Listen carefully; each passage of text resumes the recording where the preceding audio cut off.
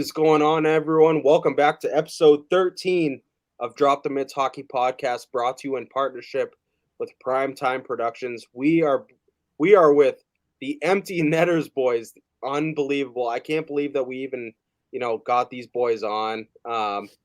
Honestly, thank you guys so much for coming on. Means the world to us. How you boys doing? We're great, dude. We're fired up to be here. I was talking to these two earlier about the jerseys they got hanging behind them, and I just noticed the Pooh Bear behind Chris, and I'm absolutely revved up to see it. So I'm even more buzzing than I was before. Yeah, very, very respectfully, but we're very respectfully buzzing to be here. Man, I know I'm gonna get chirped the entire time with this shit, dude. But man, bringing up the Bruins old jerseys, like, what are you guys thinking about the new release of the jerseys? What are your first thoughts about the like all of them, man? The alternate, the home, away. Tell me what you guys think of them. Alternate is sick. It's so sick, Mikey. I think all three are absolute gas. I mean, the white one is the Happy Gilmore jersey. Yeah. The blacks look so fire. Makes me think of the Cam Neely days. And then I feel like anyone that got that first tweet of just the jerseys, some people were like, oh, there's too many stripes on the arm, which there is. There's like one too many set of stripes on the sleeve. But today, I think the Bruins dropped a photo of Pasta in the blacks, and it's the sexiest thing I've ever seen. Is it on their IG? Yes, I think they are so fire with the B at center ice at the Garden too. It's all coming together real nice for an elegant looking centennial season. Yeah, well, it's funny that you say that too, because when they first initially leaked those photos of the jerseys on like the hangers and stuff, I was one of those people. I was like, oh man, like this is kind of underwhelming. Like there's way too many stripes. There's one shoulder patch. Like it kind of looks weird. But then you see, obviously, like them fully wearing it with the gloves, the pads and everything. You see the videos of them walking out of the rink with them on. It's like, okay, like every day I'm like, these are so nice. They just get nicer and nicer every day. 100%, man. When you always got to let the boys put on the sweater before you judge it. It looks way better in full uniform. So true. Yeah. I'm a huge vintage guy. Like I love the throwbacks. I love all that shit. So this was always going to be right up my alley. So I think they're fantastic. I haven't come around yet to the one shoulder patch. I do think the one shoulder patch is weird. Like it's on the pants too, like that logo, that Centennial logo is on the pants and it looks sick on the pants. Yeah. But the one shoulder patch, maybe I'll get there. But right now odd. I'm like, it's odd. That's my only note. Yeah. I was talking to Mikey about it and I'm like, man, when it first came around, it was that initial leak where I was like, I don't really know.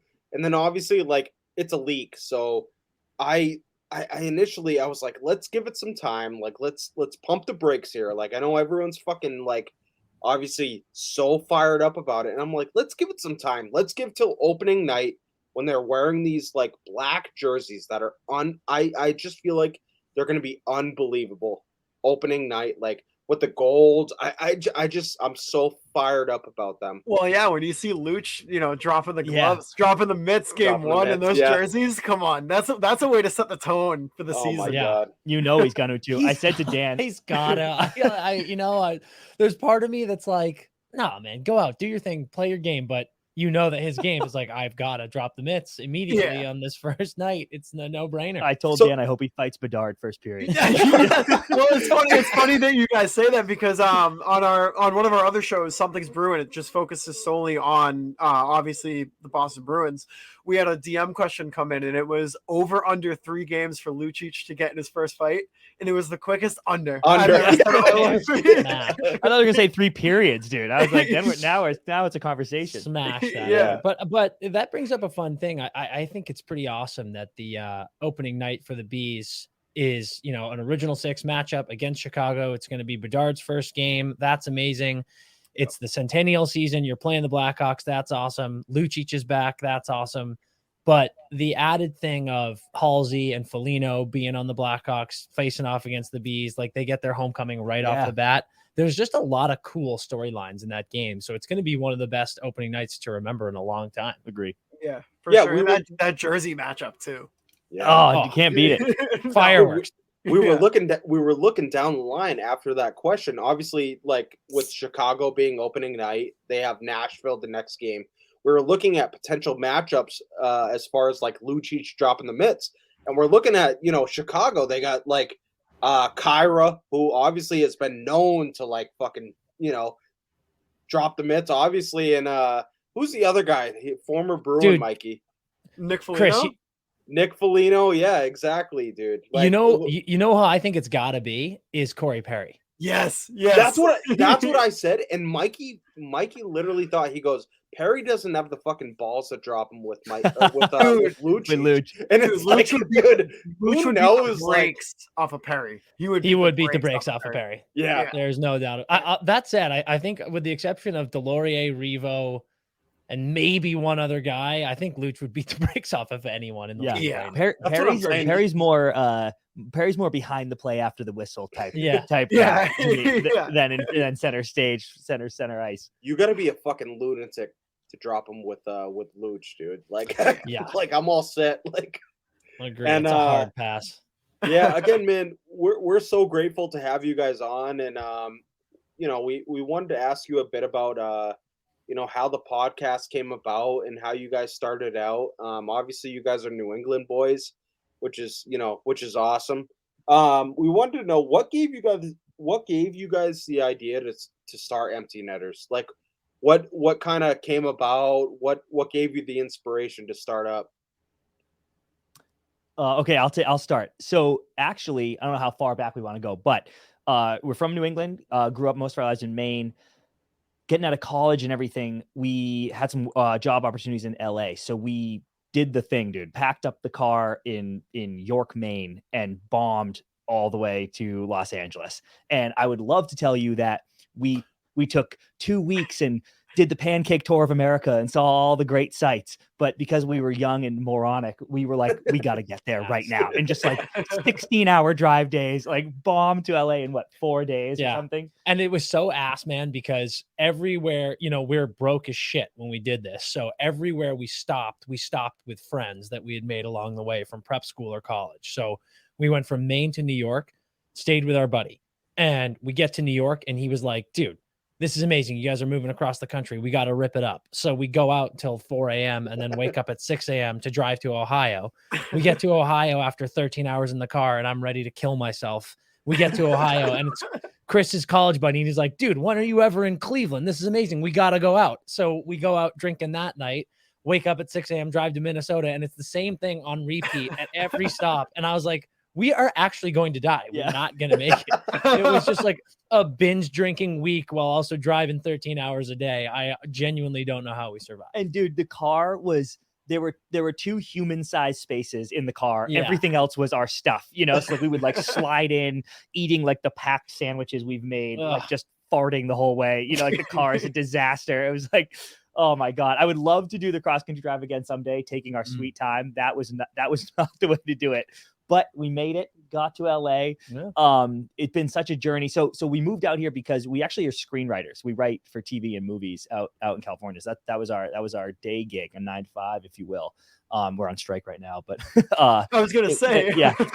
So we're going strong, and we had actually worked on a TV project that was essential because we played prep right in when we were in high school in New England, and we loved the show Friday Night Lights. Who didn't? And we were like, man, that New England prep is such a cool world. Maybe there's a Friday Night Lights project about New England prep hockey or something. So we worked on a script, got into development with a few places, and then through a million random connections, the entertainment world is pretty small out here. Actually, I feel like everyone thinks it's massive, but it's like the people that work in entertainment around here, a lot of people know each other. So our script kind of got passed around, and the people here at Almost Friday who used to work at agencies that our agents were at had read it and heard about it, and they were thinking about starting a hockey lateral under the Almost Friday umbrella. And they tell the story that they were like, God, we have to find like 2 guys who can write comedy but also know hockey. And then they were like, oh wait, those 2 guys, that was the perfect Venn diagram. So they brought us in and they were like, hey, here, and we were fans of the page already, the Friday Beers main page and everything, loved what they were doing. And they were like, brought us in and they were just wondering what we would do with a hockey page. So we kind of went home and ripped up some ideas, just being like, this is what it would look like. Cause it's a little different, right? The hockey community is its own thing compared to the audience that Friday Beers main page was reaching. So we goofed around with some ideas, trying to figure out what it would look like for us. I mean, at the beginning, it was a meme page, you know, like the Empty Netters Instagram page that you see now. I think we post on like Monday and Friday. We do some of those memes as like an ode to the beginning Dude, that's days. just so funny. Yeah. Dude, I love them. I love rolling. making them stuff. But yeah, it was just kind of that. And then after several months of doing it, the guys at the company would, you know, listen to us talk about hockey, and they were like, wait, you guys kind of know hockey more than just being able to write a couple jokes about it. And that is around the time when the podcast studio here had been acquired, and I kind of mentioned to someone here that it's ridiculous that we don't have more podcasts. I was like, we have a studio. This company should be doing a ton of podcasts. Right. And I think it was 2 weeks after that where our head of production was like, you guys need to have a hockey podcast. And to be honest, we didn't want to at first. We were both kind of bashful about the idea of doing a hockey show. We didn't want it to be too much like the Spit and Chicklets guys. We didn't want it to be too much like Elliot Friedman's show. So we took a long time to figure out how ours would be different, what we would make our calling card and make ours feel unique and stand alone. And once we kind of figured that out, we were just like, okay, I feel pretty confident with this. So we did a couple test runs, and then we launched, I mean, last season, still technically less than a year. We launched last season right at the beginning of the year in October. And so, yeah, we're coming up on our anniversary mark, but it's been a blast, man. I mean, it's, as you guys know, it's the hockey world is small but mighty, and we're growing and growing. And the best part is that we've noticed so far is that everyone just roots for each other. And you meet cool people like you two, you get to collab on stuff like this, and that's how it grows. And you get to expand the community and the fan base. And it's just, I mean, at the end of the day, we shoot the shit with cool people, talk about the sport we love the most in the world. And that's that. So it has been a quick rocket ship, but also a blast, which is great. Yeah, honestly, and especially like on Twitter, you guys are so like just engaged so much. It's awesome to see you guys like always. It doesn't matter what team, like we always see you guys engaging like with different, you know, as far as different team news. It's just phenomenal to see. And I wanted to ask you guys, like obviously you've had so many guests on. Who is your all-time favorite guest that you guys have had on? There's so many. Yeah, you guys have had some awesome guests, and honestly, my favorite has been the PLD episode. Wow, and that one was awesome. And I think a lot of people literally talk a lot of shit about PLD, not knowing who he actually is as a person. I think they kind of just see the, you know, the stories that are made, whatever. Who is your guys' all-time favorite guest that you guys have had? Wait, before you even answer, I want to say to the PLD thing, and I guess I won't spill too much tea, but we got a message basically from someone within the Kings the other day that was like, thank you so much, because they know that that's what PLD is like, but the world doesn't, you know, and they're like, just literally thank you for just giving him a platform to just chill, be himself and show that side of his personality. And dude, I can't tell you how happy that made me feel, because that is all we are ever trying to do. I swear to God, man, these guys come in, you forget they're young, dude. Like some of these players come in and they're 24, 25, you know, like they're superstars in the league. I picture them like adults, but they're kids, and they'll be nervous. Like they come to sit down with us and they're like, oh, we're a little nervous. And I'm like, you're nervous, dude? Like we love you guys. Like chill out. Yeah. You're a fucking all-star, bro. So yeah, every time they come in, we tell all of our guests, listen, dude, our entire job is to make you look cool. I just want you to, it's not a live show. If you want to change, if you want to answer something again, answer it again, dude. Like this isn't 60 minutes. I'm just trying to sit down, have a beer if you want, and chat about hockey and your story. Right. Because we really try to push that energy and that attitude towards the guests. And I love, some people are more nervous than others, but I love when a guy like PLD can come in, to your point, Chris, who has been dragged in the media his entire career. Right. And it was just so sick to just shoot the shit with him, dude. He's just like, he's a homie. He's a homie who's good at hockey and, you know, has his head on right. And that was so enjoyable. And I'm glad it resonated with you guys too. Yeah. Sure.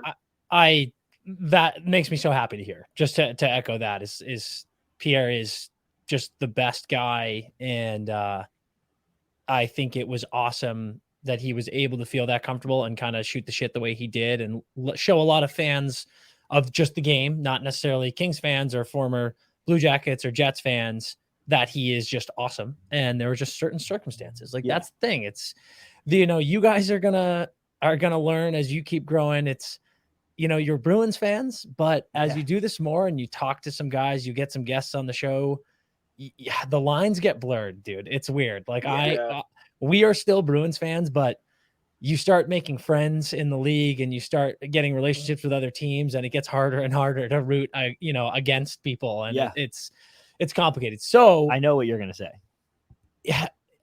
I'm of a couple minds here. It's like, it's hard to pick because we've had so many great guests. It gets really hard when there's personal relationships in it. Like I'm going to say Tyler Toffoli because Ty is a dear friend now. And that episode was so fun. And I just love him to death. And he's like the best guy in the world. But on top of that, there are also episodes that stand out. Jeremy Swayman. I could not believe how incredible Sway is. I think I said after that episode, I posted something on our story that was like, if I could get an ear of anyone in the Bruins organization, it would be to give this kid an 8-year deal right now, because he is the most special individual I've met in a long time. And I stand by all of that. I think Sway is going to be a Hall of Fame goaltender, and he's also the coolest dude ever. Yeah. So like, he's another one that, is a friend now, and I absolutely love him. But then there's other ones, Chelios and PK stand out. Like those are two guys that are just larger than life, having a Hall of, God. PK will probably be a Hall of Famer. And it's like, these guys are just so cool to listen to. So those ones jump out. But again, they're all the best, I love all these guys. Okay. He did a couple, so I'm going to do a couple too. I'll definitely say Swayman for honestly the same reason. Mm-hmm. It was like, it was so cool because he was a nice guy.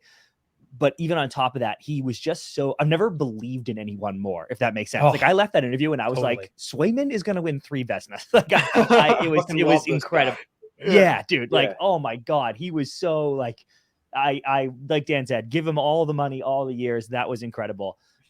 We got to say McAvoy because McAvoy was so early and did us a solid. Like he did not have to come on. We were brand new, and he stepped up to the plate. And I think we've said this before, but they had their rookie party the night before, and he was hurting, dude, tuned up. Like he showed up, and he was like, we were like, "You want a beer?" And he was like, "Boys, I need an IV or something." And he could have canceled whatever, but he came on and was telling awesome stories, and just like what a guy. Also, we might have said this too, but we've had fans DM stuff like asking, for McAvoy to give them a shout out because someone's going through a hard time in their family, and he does it every time, dude. And that's not posted, like it's not in the media. He's not doing it for anything. He's just a truly nice guy who cares about the fans.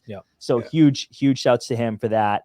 2 more. One, Kirby Doc, one of my biggest. I love that episode, man. Dude. I was like, what a guy. Like, I loved him. With that episode, I think you don't really, like, especially the fans, I don't think they really understand like who he is as a human. Like I think they just see that he didn't work out in Chicago and then he had to get moved to Montreal. Like I don't like, again, I think fans kind of just look at that and are like, well, he didn't pan out. Like he's a bust. Like and that is absolutely not the facts. Like no, there's a whole other element to everything. Exactly. Boys, it's kind of depressing to say as Bruins fans, but whenever there are people like with PLD, the PLD one's funny because PLD's been awesome every year of his career. And it's funny when Blue Jackets fans or Jets fans are like, oh, this guy stinks. And I'm like, well, he was great for you. So I don't know what you're talking about. He helped me win a fantasy hockey championship last year. So I always kind of laugh at the Chicago fans who slide into the comments or the DMs with Kirby and they're like, he's a bust. And I'm like, dude, if I could speak to you as a Bruins fan, I think of guys like Blake Wheeler, Tyler Seguin, all these dudes that we gave up on too early. And they're now, perennial all-stars. I'm like, dude, watch your mouth. This is one of them. Kirby is very much in a situation where he's going to be healthy for the first time, playing for a great young coach with some great young players. He could pop off for 100 points and that. That kid, one warmed my heart too, because it is easy to forget it's a business, right? And it was, I really enjoyed the parts where he was speaking about finding the joy in hockey again, whether it's just Yeah. a change of scenery or whether it's St. Louis or whatever it is, playing with Cole, you know, goofing around with the boys out there. But it was just really cool to hear him be, you know, because dude, you're a top pick, you're one of the best players in juniors your whole life, you know, and you go to an original 6 team and then boom, you're shipped out, and it's kind of like, Jesus Christ, like my beautiful dream is falling apart. And just to see him enjoying hockey again was making me so happy. You know, like I left that one really being like, I hope this kid dominates moving forward. Yeah. And then I gotta say Adam Fantilli, because that kid is my son, dude. I love him. Like I texted his agent, who's a great friend, and I was like, yo, I've never wanted to be best friends. Like that kid is my best friend, my son, my dad. Like he's every personal relationship I need in life. Adam Fantilli. Like he's another one. Like we were talking about Swayman. That kid is special. Great. You can tell from talking to him for 5 minutes. So that was way more than one. That was every episode we've ever like, done. Listen, man, it makes sense though. Especially from like, I mean, I know obviously it's not called like the prospect challenge. He fucking lit it up, dude. Whew. Like, Dude. Oh my god! And obviously, you know, I was in Buffalo and I got to watch, you know, the Zach Bensons. I got to watch the Matty Savoys. But I'm literally looking on Twitter and Connor Bedard and you know Adam Fantilli are hat trick, 4 goals. You know, 5 points, nothing big. No. It's so crazy. I think this Calder race is going to be, dude, unreal.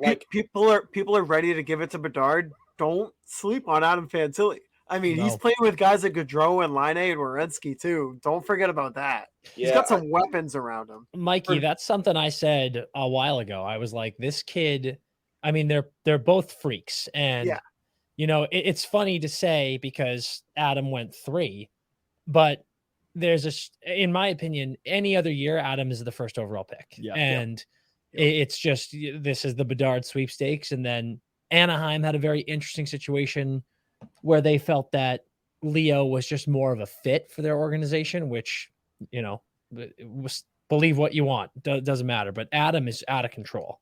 Yeah. And I said a while ago,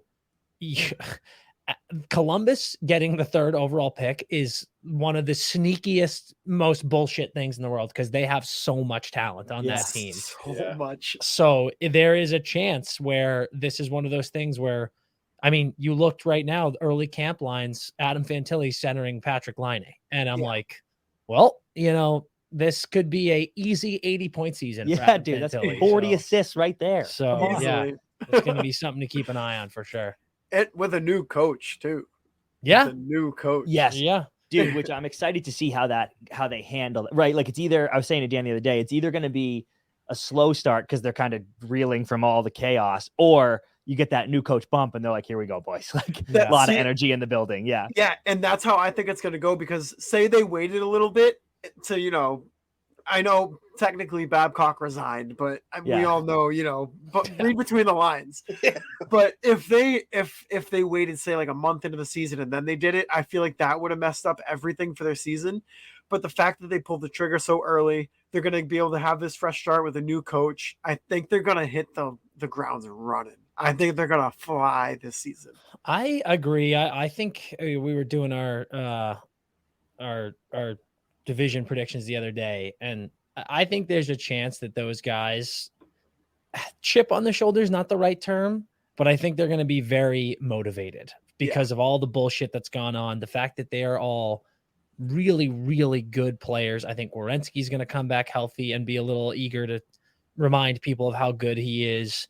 So yeah, I think counting Columbus out is going to be a big mistake for a lot of teams. Goaltending is their only question mark. Yeah, if you made me pick, like Bedard is the odds-on favorite to win the Calder, obviously. But if you took, because I had a couple people ask, like Bedard or the Field, and I'm like the Field easily, just because I think there's a lot. Well, first of all, we love Fantilli, obviously. Who else? I mean, Logan Cooley's nasty, but the Yotes, aren't going to be that. I mean, are we on Calder talk right now? Oh, definitely. I would love to hear your guys' Calder takes. Obviously, like I think the obvious takes are, you know, Bedard, Fantilli. I would love to hear your guys' takes on like some underdogs. Yeah. Man, I got a few. I got a few names. I obviously I think when it's all said and done, I think it's going to be Bedard, Fantilli, but I also have a few names that I'd love to hear your guys' take and what you Yeah. guys think. I mean, I really believe Bedard and Fantilli are going to be everything that they are shaped up to be. I think they're both unbelievable talents. I think they're both ready. I think you just look at them, look at their bodies. They're ready. Like they're grown ass men and they are ready to Right. play in this league.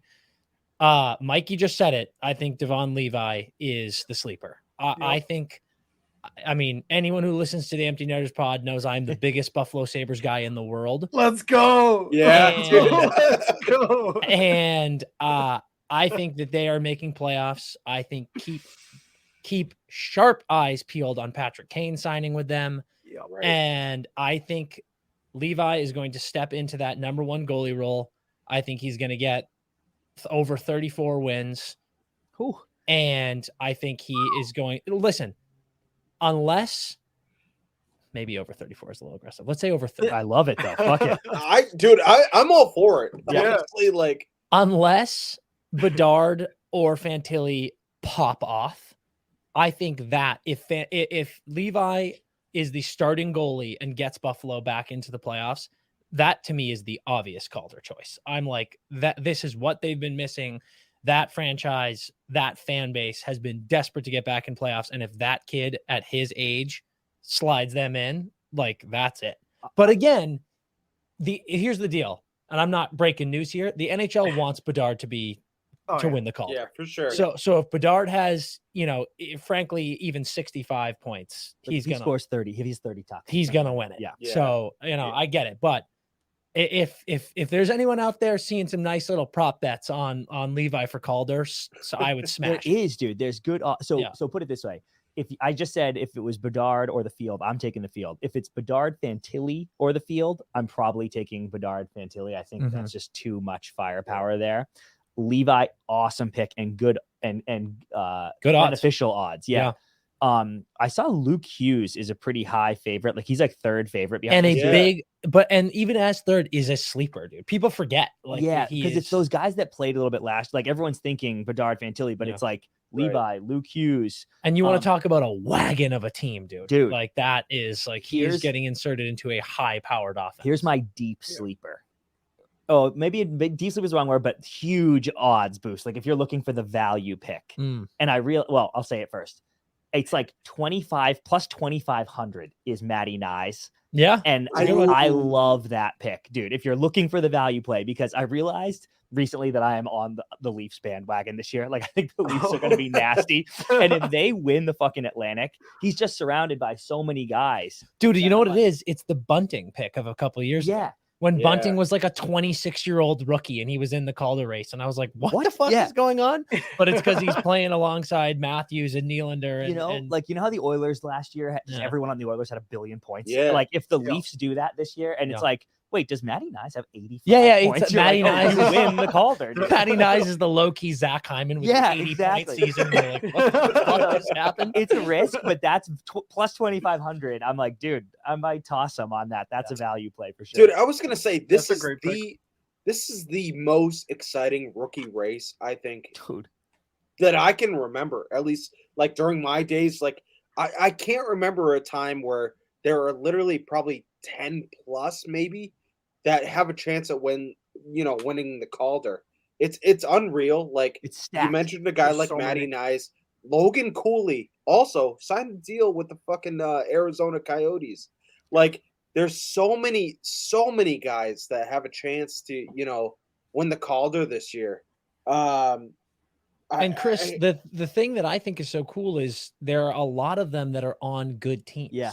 Fantilli, Nyes, Levi, like these are Luke Hughes. These are guys who are on playoff teams, and that's rare. I mean, Right. Bedard and Cooley are interesting ones where I love the Cooley call. I think he's going to be a great pro. Arizona's a tough team right now, Mhm. and I'm not sure that Sure. Logan has the go and get yours that Bedard does. Like, I think Chicago is going to fucking stink. Me too. But Connor is just going to go get his. And I don't mean that in a selfish way. I just mean that in the way he plays. Right. Logan, I think, will be benefited from as Arizona continues to beef up a little bit more, get some better players surrounding him. But it is awesome that there are this many rookies on certified playoff teams. That is rare. Who do you guys like for Calder? Dude, I wanted to bring up two guys. Obviously, I got the chance to go to Buffalo and see the prospect challenge. Dude, Zach Benson, Matty Savoy. Yeah. Oh my God, I watched them the entire weekend, and it was seamless. The chemistry that these two have, and it just, I kind of got, I kind of started looking forward, and I'm like, well, these two are not splitting up, like whatever. And you start thinking about, forwards that they might do well with. I think about a guy like Jeff Skinner.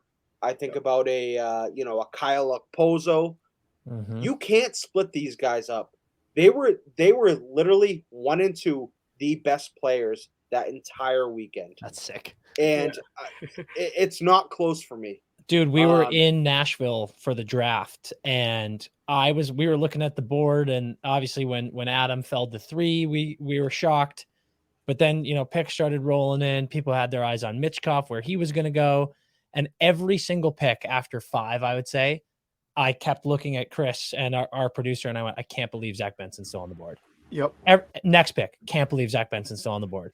And as it got down, he got picked. And again, as a Sabres boy, I immediately posted on our Instagram, Buffalo just got the steal of the draft. Yep. And I got so many texts from our friends in the league that were like, I can't fucking believe that kid just fell this. It's honestly, it felt like teams forgot he was there. Yeah. It was insane. Every time he kept falling. And then it is no surprise how good he's been. Dude, I couldn't believe it. The fact that they got him at 13, I fucked up obviously a couple times. I said he went 9, Matty Savoy went 9. I was mixing up whatever. I'm walking to the concession stand, and all of a sudden I get a shove. And I'm looking over. I'm ready to fucking pop whoever just shoved me. I'm like, who just in Buffalo? And all of a sudden I look over, it's Zach Benson fucking with a dumb smirk on his face. And I look over, I'm like, no shit, dude. And obviously he was the first guest we had on Drop the Mitts. I messaged him, dude. I was like, hey, any chance you want to come like talk on this random fucking podcast we have? Like, it's garbage, but like, we do our best. And he was all for it, dude. Like he was like, yeah, for sure. Like, let me know. Just send me a link. And finally in Buffalo, man, I was walking to the concession stand to grab a beer, and finally I was a little buzzed, I'm not gonna lie, but and all of a sudden, Chris, you really are a Boston guy, aren't you? Ready to fight anyone at the drop of a hat, dude, gas some I'm beers. like, who the fuck is shoving me in fucking Buffalo? I go, it has to be someone who wants to go. And it's Zach Benson with a dumb smirk on his face, and all of a sudden I turn around, I'm like, dude, no fucking way. And I got to talk to him a little bit, dude. He's just the most genuine. You wouldn't even think he's a fucking like top prospect. Like you talk to him and he's just so funny, dude. Like he's just like, I was like, can I ask you a couple questions like about last game? He's like, yeah, I got some time. He's got like he's got a Lululemon bag with him. He's like, yeah, I got some time. He didn't even dress up that game. Yeah. And so he was like all for it, man. He just one of the best humans that I like have met to this day. And obviously I got to watch him and Matty Savoy, and like I was like, holy shit, these two are the best players here, like for this tournament. Like it's not even close. Like obviously we talk about, the Simone Nemec's of the world, we talk about the Braden Yeagers, the high draft picks, but dude, between Matty Savoy and Zach Benson, dude, they fucking lit it up. It wasn't even fair, dude. Like they knew exactly where these, you can tell the chemistry that they had with the Winnipeg Ice, from the past season. Yeah, of course. And they just knew exactly where they were going to be at every time, and it wasn't fair. Yeah, and not even to mention the other prospects that Buffalo have, the Yuri Kuliches, the Isaac Rosens. Like Dude, they are loaded. Yeah, And future is these very are bright. The Yeah. Buffalo Sabres. I know you guys were saying you guys are big Buffalo guys. I am too. I think they have a chance to surpass Boston this year. They have a chance to finish maybe even top 2 in the division. I think even though a lot of people know that they're talented and they have this level of offensive power on their team, I think people are still sleeping on them a little bit. Where do you guys think they finish in the division? Like, I have them top 3, dude. Like, easily. Yeah. I think as we've been doing this, man, and everything changes in the year. There are always surprises. Yeah. I think we would all be lying if we and take away the President's Trophy. I don't Yep. think anyone thought the Bruins were going to be first Yeah. in the division last year. I was saying they were a wild card. And Same, dude. they came out guns blazing. So even as low as I've been on the Bruins coming into this year, just with all the retirements and all the changes, there's also a part of me that's like, I don't know, man. I didn't think they were going to be as good as they were last year, and they blew everyone away. So who knows? Right. The Atlantic to me remains insane. I think in the biggest way in years, I hate it. Toronto got better. Like, they got better in important ways too. Yep. I think Tampa is always still a scary team, but I think Detroit is getting way better. I love Detroit too. Fuck me. Ottawa too. dude. Yeah. Ottawa's getting way better. The only team that stinks is Montreal. Like, that's it. That's the But only. I wouldn't even say that they stink, dude. They're literally trending. They're going upward. up. They're trending up. Yeah, I think they had the most points of an 8 seed in any division last year, and they're better. Like, Yeah. they got better too. better. Like, it's insane. I think it's going to be a bloodbath, but I do think there's 2 things about Buffalo for me. I believe in Harvey Dent, and I believe in Devon Levi. And I think that's going to be huge because the funny thing about the Atlantic is, like, you have all these insanely good teams, right?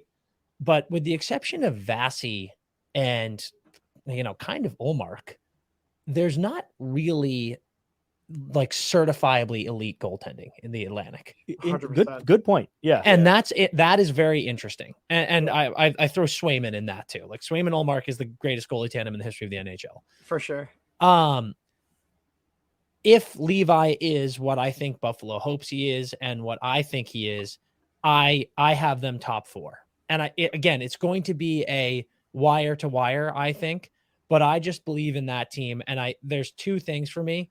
One, I think Buffalo's ready. I think the last couple of years they've just been really fun, right? And like even last year, they were just really fun.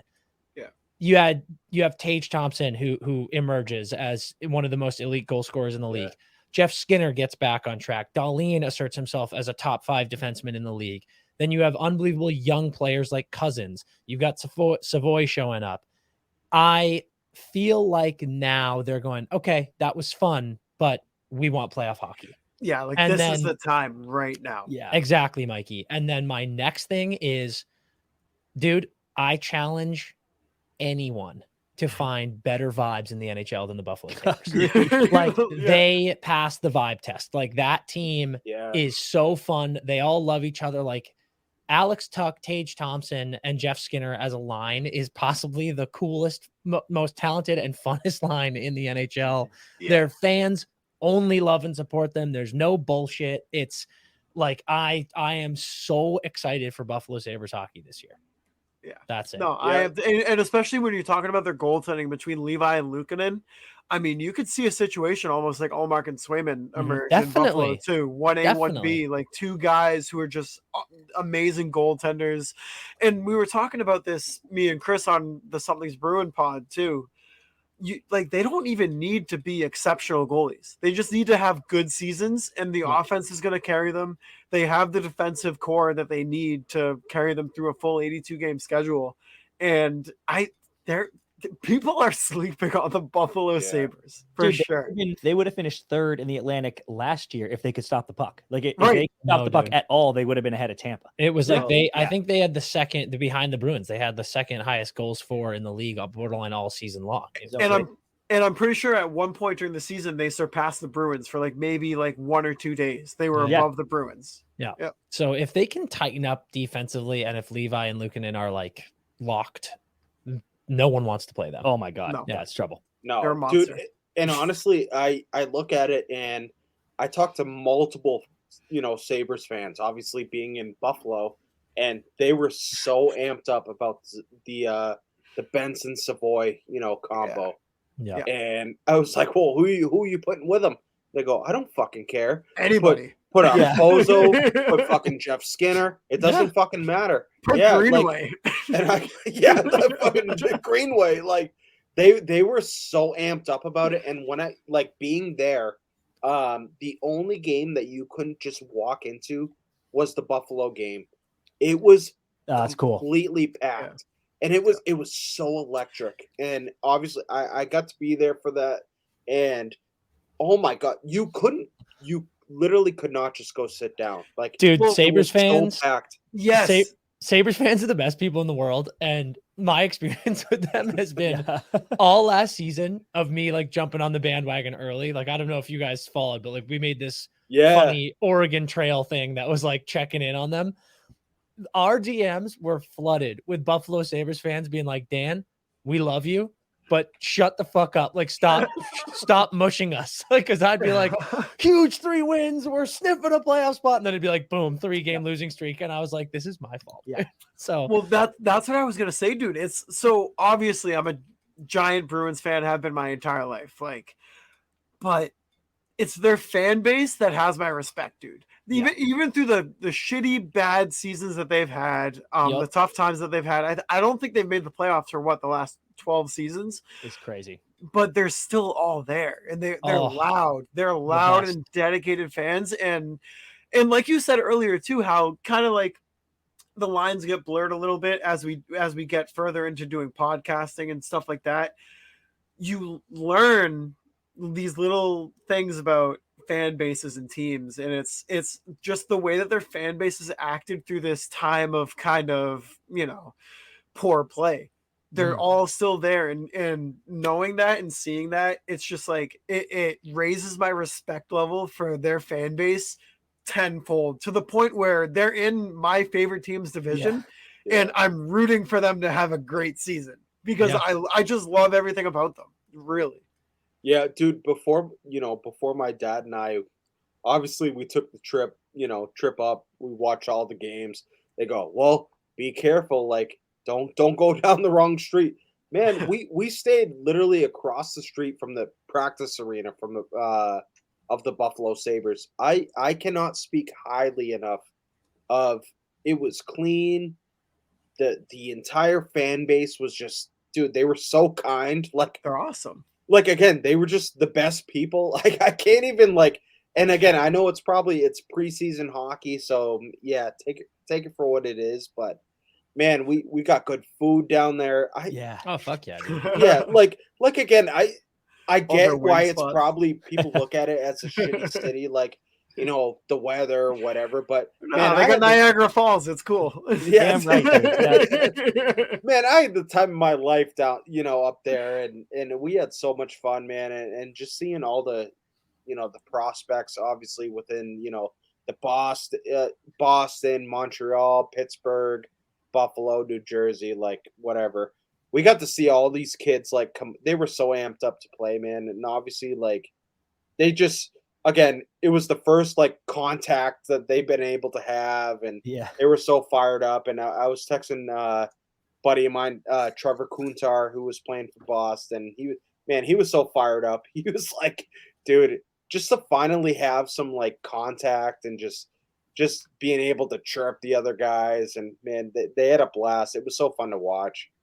Dude, we're gonna be in Buffalo in 2 weeks. Yeah. So you're gonna have to hit us with those wing spots after this. Yeah. Fuck yeah, So we can be dialed in. Yeah. Dude. So Trev hit me with this one spot, Bar Bill. He's from Trevor Kuntar. He's from Buffalo. Hit me with this one spot. It was Bar Bill, and I literally took an Uber there. I told my dad, I go, hey, do you want to go to this wing spot? And he goes, Where is it? I go, it's Barbell. It's like 15 minutes away. He goes, I'm not taking a fucking goober anywhere. Goober. And I go, all right, Dad. Well, I'm gonna go take this, this Uber 15 minutes Goober. away. Goober. And I'm gonna go to Barbell because Trev told me to go there. And he stayed behind, and man, it was He missed out. Yeah.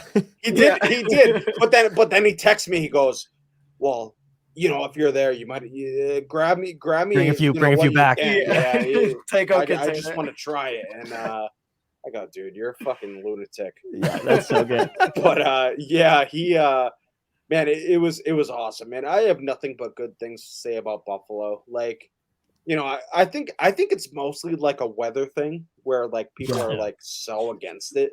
I had so much fun, man. Like, I literally was sitting watching the game, and like Vincent Lecavalier came and sat like right in front of me. Marty Brodeur was literally probably like 5 feet away, dude. And he's a legend, eh? Yeah. I was gonna go talk to him. He looked so fucking pissed off that everyone kept going up to him. And honestly, I looked at him. I'm like, yeah, I'm not gonna do that to you, dude. Like, he's like, I'm ready to get the fuck out of here. Yeah, like, he gets mobbed. Oh yeah, he got mobbed hard, dude. Well, it's funny you mentioned Lecavalier because I have a quick little side story too. I was at obviously we're from the Middlesex County, Massachusetts, so New England Sports Center is right down the street. Yeah. And I'm at this bar with my buddy, and Vincent Lecavalier walks in. I think it was maybe 2 years ago, and he's just sitting at the bar, and my buddy's bartending, and I look at him, and I go, is that Vincent Lecavalier? And he goes, dude, I've been wondering the same thing. I think it is. Like, I don't know, but I don't have the balls to ask him. So he's on his laptop, and he's actually right before the draft when he was with Montreal, and he's looking at Slavkovsky clips. And it was that draft. So I go up to him, I buy him a beer, and I just kind of like start talking to him. And I slip in. I'm like, "Oh, is that Slavkovsky? That's the kid that everybody's been talking about." He's like, "Yeah." And so I ended up just like kind of just talking to him, whatever, shooting the shit. And he's like, "Yeah, I think we're gonna take Slavkovsky." And I was like, "Oh my god, dude, you got him hammered. That's the reason Shane Wright didn't go. Yes, Shane Wright hates you, dude. It's your fault. It's on me. Shane Wright was eyeballing you. Yeah. I sabotaged. Mikey, you ruined like 3 careers with that beer. I know. Hey, blame my buddy Cronin at the bar. Yeah, seriously. That is a fucking awesome story, dude. Holy shit. Yeah, that's wild. I wanted to ask you guys. So like earlier, I posted a. We don't typically do like questions. It's more like a. So Mikey's the host of Something's Brewing. They do the like DM questions, and finally I'm like, yeah, let's do DM us questions. I got a question from Johnny Lazarus, dude, who literally is a lunatic, dude. Oh my god, I love that boy. Dude, we go back and forth. It's so funny. And obviously he's a UMass guy, so like I don't before you even say what question this is. You know what it is? No, I don't. But I need the listeners to know Johnny is like he's the third empty netter. Like Johnny is one of our best buds, and I am sure this question is obnoxious. Dude, he's so fucking funny, and like as we were starting out, I kind of knew that he was like a UMass guy, and like I kind of reached out to him, and like immediately he was like, yeah, let me know what you need. Like, of course, like great dude.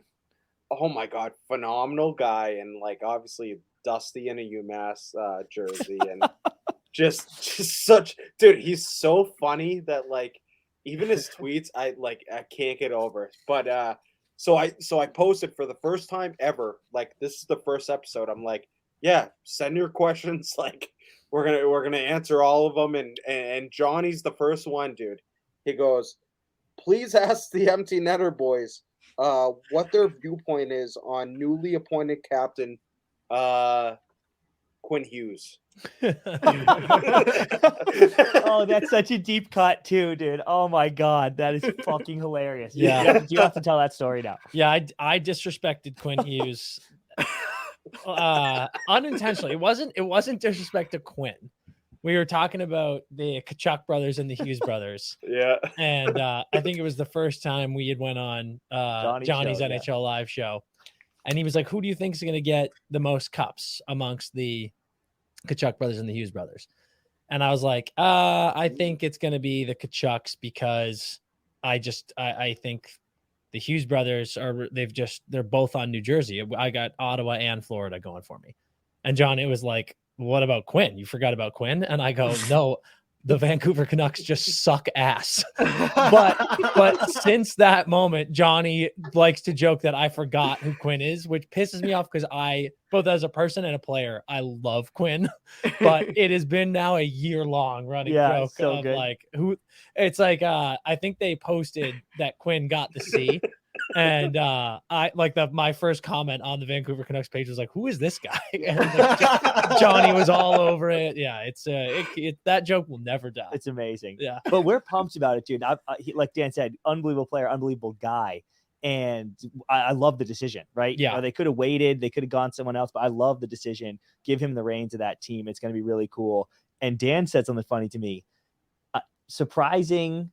All things considered, surprising that Quinn was the first Hughes brother captain ever. And I was like, oh, wow. Yeah, I'm not sure I would have picked that. Yeah. It's a great little badge of honor for him. Yeah. But to quickly gas him up, for listeners and fans alike, Quinn is one of the great examples in the league of a guy who does everything right. Yeah. He is, and I mean that on and off the ice. He is such a brilliant player, somehow still underrated.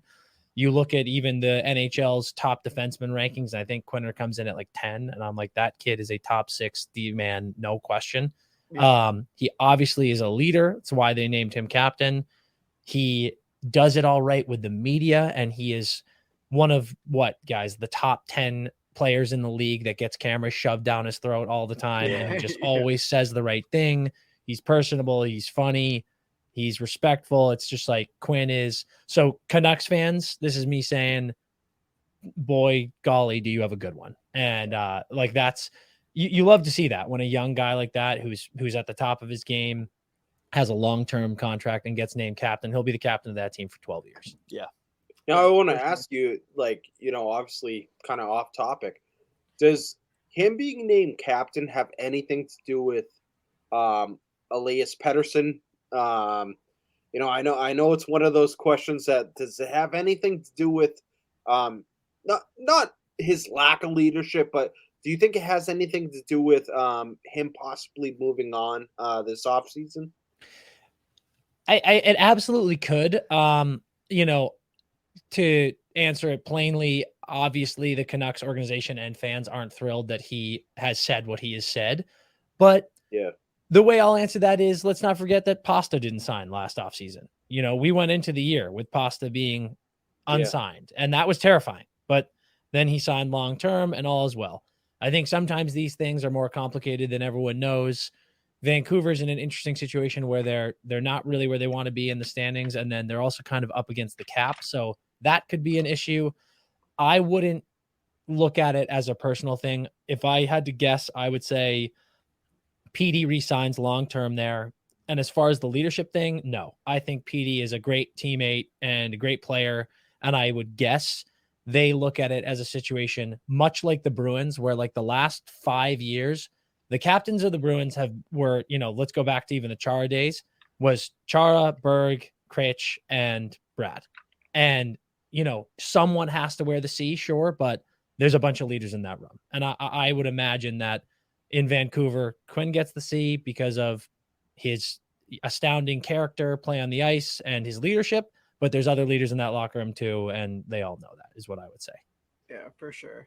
Yeah, that I completely agree, and I wanted to kind of touch on, 2 other names that got named captain. Obviously, we'll start with Braden Shen in St. Louis. It's a great pick.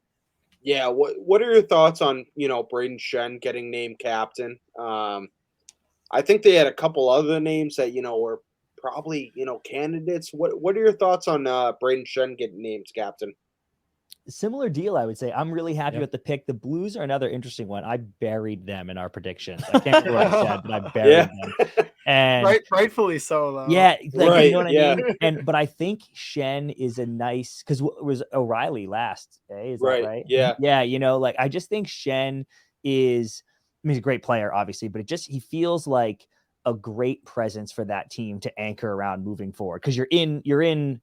I don't even know, it's a rebuild, whatever. You're in a low spot right now, and you want to build something for the future, and you just need someone who can rally the team for years to come, right? And it feels to me like Shen is a good player to anchor that too, if you're going to move forward. So because they had other candidates too, right? Talk about Vancouver. There were a few names that we were talking about when they didn't have one yet. We were like, oh, who would it be?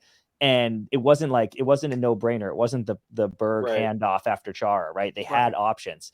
And I think too, I don't presume to know what's going down in the Blues locker room. I don't presume to know what's going down in the Canucks locker room, but usually I find when we talk to players and these decisions have been made, the team has their finger on the pulse of what's going down between periods, before games, like who's the guy? Because I'm sure we're going to talk about Marshy in a second, but he had a cool comment that was like, Berg does so much. Like it's not just his play and he's leading by example. He's like checking in with guys to make sure they're good, checking in with fourth liners. Like, hey, how's your headspace? You love your role. Right. Yeah. And I'm sure Shen is doing that stuff. Like he's probably the guy in the locker room doing things like that, so that the Blues organization is like, that's the guy. I'm sure we have a bunch of leaders. Rob Thomas is speaking up. Kyra's speaking up for sure. But Shen is the guy who's doing those little things. That's such an underrated part about being a captain in this league, Yep. And I'm willing to bet he's the guy in there that's got all that on lockdown. Shen for me is very similar to guys like Okposo in Buffalo, Anders Lee in New York, and then oh shit, I had one more in mind. But guys that are maybe not the flashiest name when you name them captain, but they are the Jordan Stahl in Carolina was the other. That's a good where one. It's like there's maybe some more franchise guys who were signed long term, maybe guys who are lighting up the stat sheet who on paper might look like that. Oh yeah, they should be the captain, but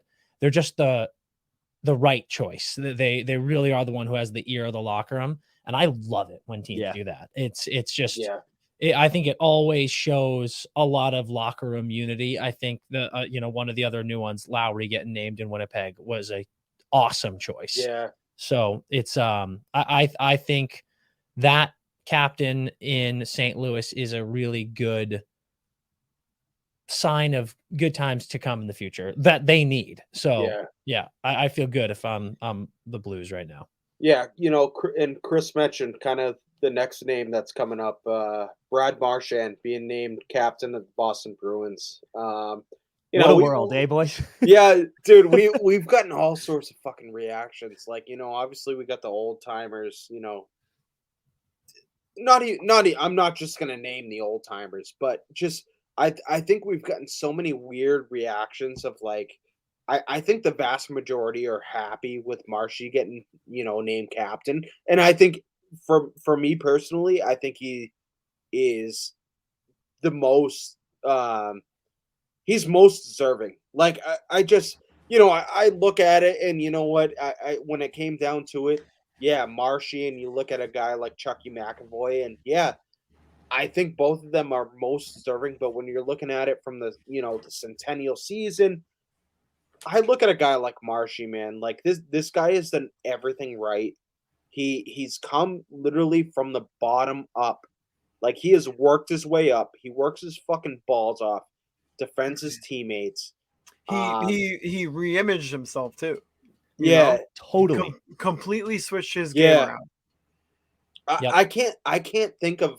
And honestly, everyone, I see all these guys on Twitter and whatever, not guys, but just people in general, all butthurt about, Marshy being named captain. Well, that's what makes it the best part. That's what makes it the best part. That's what makes it so fun. I love just fucking sending little winky faces. It's so funny.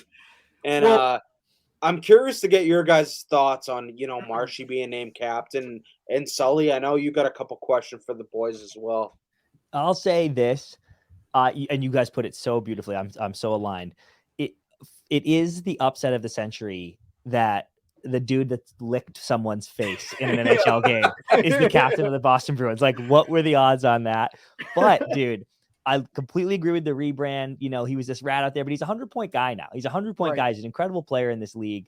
And he's been under Bergeron's wing for a long time, by the way. You know, like that, I'm sure he's picked up so many leadership qualities. The quote I just mentioned, he kind of knows what it's all about, what it takes to be a captain. So I think that's really important. But mostly for me, it just felt like, or it would have felt like to me as a big Bees fan, because they could have given it to Chucky. They could have given it to some of these other guys. Like if Krejci was still here, I imagine it goes there. But other than Krejci, and like, let's say they slapped the C on McAvoy. Brad wouldn't say anything, and he would show up to the office and he'd love Charlie and he would score 100 points again. But it would have felt unfair to me. Like if they gave it to Charlie, I would have been like, Brad deserved that. I thought that was a perfect word for it. Brad deserved the chance to put that C on after what he's given to this organization. And it's more than deserve, right? Yeah. He earned it. Oh, fuck yeah. And Good point. You boys just said that in so many ways. And there are so many funny things. I mean, you guys nailed it. It is the guy who's licking Callahan's face, who's flipping Daniel Sedin over his back and doing all the chirping people on Twitter. Doing all the shit he's done. It's like, I love it that guy's a captain in the NHL. But there's a reason every year he wins the award of like, you know, who's the guy you hate playing against the most. He's always up there, but he's always up there in the who's the guy you hate playing against, but you would love to have on your team. Yeah.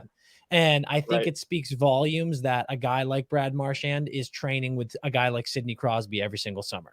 That, you know, Sid is not the type of guy who wastes time with people. And Brad, like you said, Mikey, he did reinvent himself. He came into the league, won a Stanley Cup in one of his first years, went to a Stanley Cup 2 years later, lost. And then I remember in those few years after 2014, 15, 16, there was a lot of talk of, we got to trade this guy. I mean, like he was kind of not worth it, right? Like he's causing too many problems. He's causing problems. He's like a 60-point guy. You know, he's still playing that gritty hockey when we had Soupy and Thordy and those type of guys, and he doesn't fit in anymore. And then bang, he changed his game. And something that people don't understand, there are 6 people in the NHL who have more points than Brad Marchand in the last 10 years. And I don't understand how many NHL fans don't understand that. Like he is the elite of the elite, and he has been a leader of one of the best teams in the past decade as well. So it was funny when all those polls would go out. Who's the next captain? It was Marshy. It was Charlie. It was Pasta, Carlo. And I was surprised how many times I'd see those polls and click on one and Chucky was leading. Chucky will be the captain of the Boston Bruins at some point and deserves to be as well. Right. But don't you think if they named Charlie, we would all be sitting here like, oh man, it's kind of crazy that it's not Brad. It would have a little bit of a 100% stink to it. A little stink. Exactly. Yeah. And now with Brad being named, everyone goes, fuck yeah. Every Bruins fan goes, and every ref in the league is like, you've got to be fucking kidding me. He's allowed to talk to refs now. Like this is a nightmare. And all other 31 NHL fan bases are like, what? They're just pissed off. And it's awesome. There's about 100 NHL refs right now who are going, oh, I miss Bergie already. No, and honestly, like I was the same way. I think, like I put out multiple polls, and I'm like, you know, I'm kind of thinking about it. I'm like, there might be a contention, you know, between.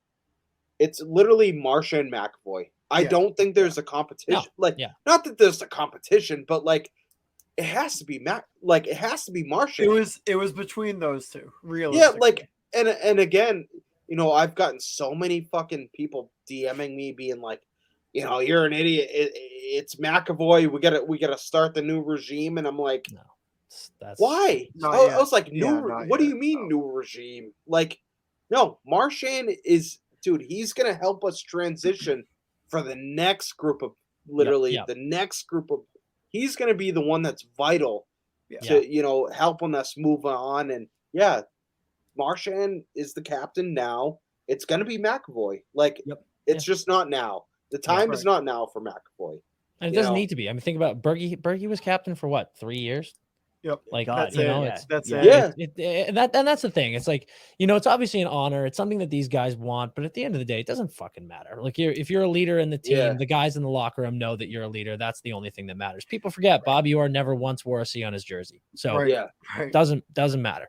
Yeah. You know, and keeping the conversation about the Bruins, I wanted to talk to you guys. you guys have been especially vocal on Twitter, like about these like PTOs that the Bruins have been signing, like not necessarily giving the chances to the younger guys, like, and I'm just curious your thoughts on how that all pans out. Um, Guys that you think really could make a difference in the NHL for the Bruins, and guys that they probably are really going to miss on by giving these older guys, the Alex Chasons of the world, the Danton Heinen, yeah, we'll name whoever. Are there guys that you think are flying under the radar that are missing opportunities that are going to be missed by these older guys getting PTOs?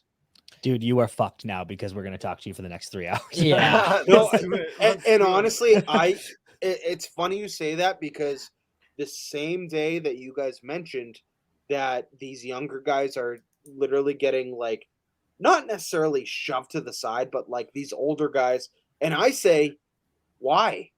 What do Well- we have to lose this year by putting a guy Of all like years, dude. This year of Yes. all years. Dude, Right, My God. exactly. exactly, dude. And, And you I got, got- a guy like Jacob Lauko, who at the end of last season I had him penciled in for a third line spot no matter what this upcoming season.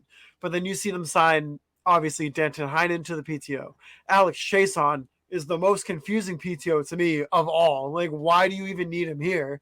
You have plenty of guys who can fill that role. Yeah.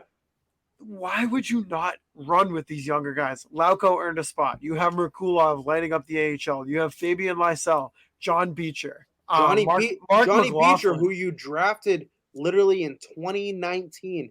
Yeah. When the fuck are we going to give these guys opportunities to And fucking play in the NHL? What are we going I to love bury this. him in the NHL? Yes.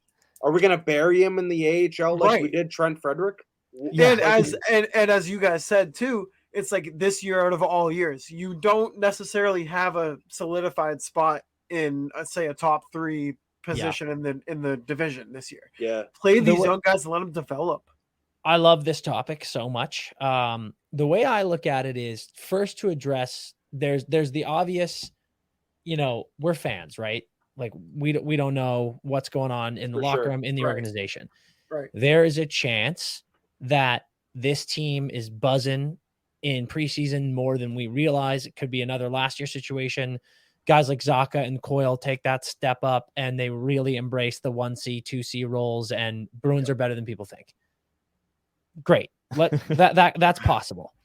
The big thing for me is you obviously have guys like Marshy, Pasta, Chucky, Lindholm, who are not here, and everyone. But I'm just talking about some of the marquee stars on the team Yeah, like the who are not foundation. here, Yeah. who are not here to miss playoffs. Certainly Brad, and I'd say Pasta and Chucky too. Like guys who just signed long-term big tickets with this organization. Even if it's 1 year, no one wants to miss playoffs. Right. That said, you can still make playoffs giving chances to some of these guys. And my issue runs with, I think you guys both know you've been great with interacting and engaging with us over this past season. We definitely lead with kindness with the way we interact with people. Yeah. But I tweeted something the other day. I think that you were just referencing, Chris, where I was like, what the fuck? It's so weird that Bruins fans are accepting these PTOs as the way forward. And for the first time in my life, I stuffed someone in a locker on Twitter who was like, who had this old hat bullshit take of like, guys need to put in their reps in the AHL. Look at Charlie McAvoy, look at Pasta, blah, blah, blah. And I was like, dude, Pasta played a grand total of 25 games in the AHL. Charlie played 4. Yes. And I was like, what are you talking about? And look at last year. Merkulov, it was playing borderline at a point per game pace. You lit it Lysel up, had a dude. What great more do you need season. to see, right? Like, These what guys more are do you need to see playing there? both Right. 30 plus games in the AHL. And now you have this opportunity where the bottom 6 of the, and I'm a huge proponent of, if you have a player like Fabian Lysel, you do not bring him up and play him on the 4th line. That is Right. fucking stupid. Exactly. It Right. ruins trajectories. You make him play a type of game that is not his game at all. However, a guy like Jacob Lauko, a guy like Johnny Beecher, absolutely could play on the 3rd line or something like that. But I'm like, Fabian Lysell needs to be a winger on the third and second line this season at some capacity, or I will lose my fucking mind. Because to me, let's pick Alex Chazon and Danton Heinen for example. Heinen especially, a guy with history with the Boston Bruins organization.